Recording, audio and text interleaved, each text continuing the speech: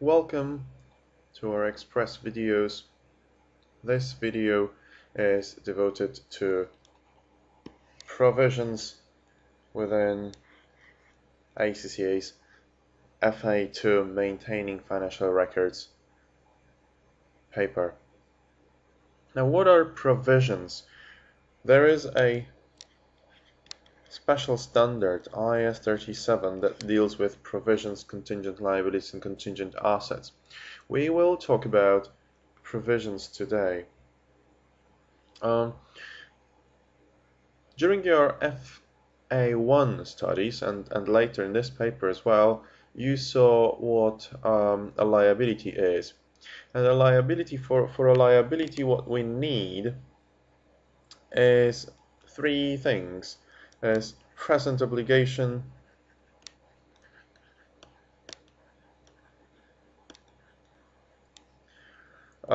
we need probability of outflows,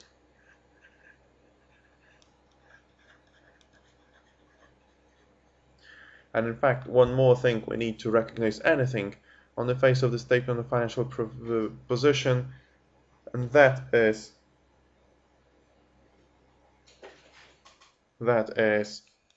a reliable measurement.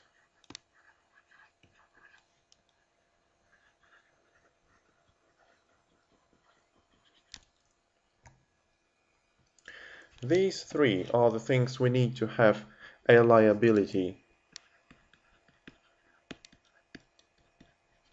And a provision is a very special type of liability. Provision is a liability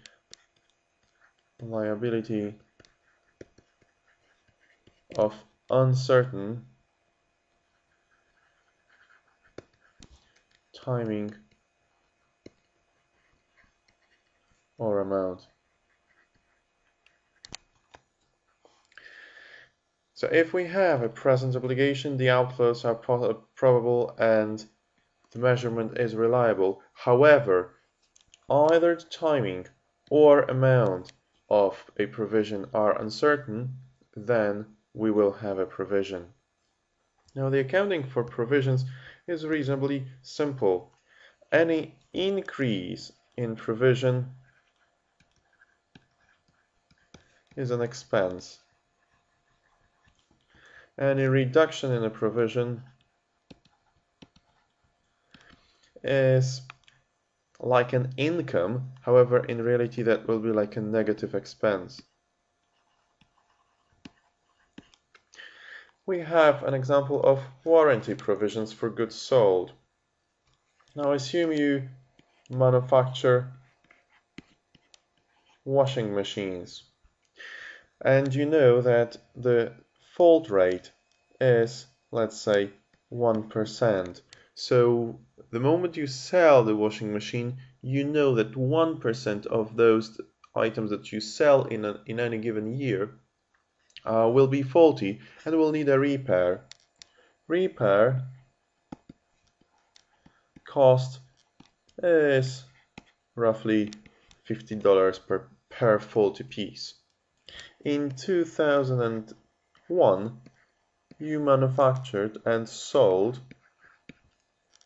1,000 items, and 2001 was the first year of your operations. That means for all the items sold in 2001, you need a warranty provision. Let's say you need just 1 year warranty provision, and therefore for the 1,000 items sold, out of them 1% will be faulty, and the repair of that 1% will be $50. That means you need a provision of $500. Why do you have to set it up? Because all the requirements are met. You have a present obligation because you sold the items and you know 1% of them will be faulty. There is a probable outflow because you know they will be faulty. And you can make a reliable measurement because based on your historical information, you know that the average cost of repair is $50, and your history tells you that there's 1% faulty goods. So Because it's your first year of operations, if you look at the provision account, it's a statement of financial position account. At the beginning of the year, the brought down balance there was nil. Now the carrying down balance must be 500. Alright, that's what you know. You know the closing balance.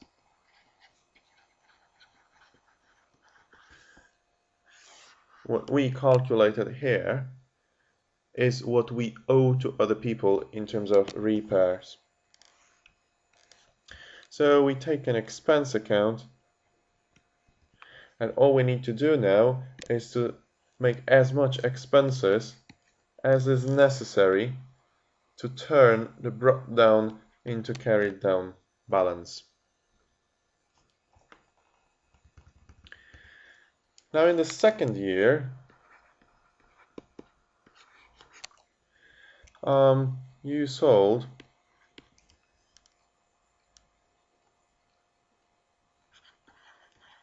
1,200 items. You make the same calculation if the percentage of the faulty goods did not change and the cost of repair did not change. You perform the same calculation on a new number of items sold.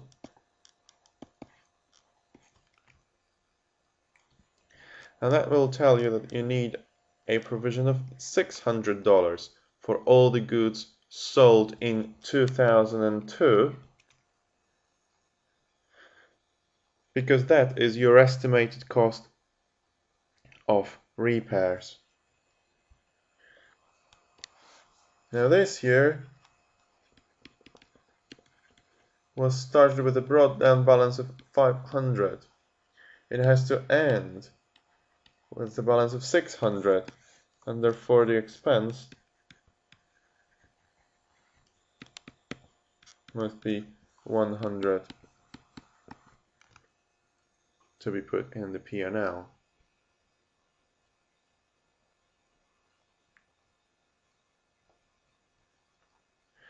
Now that is more or less it about accounting for provisions.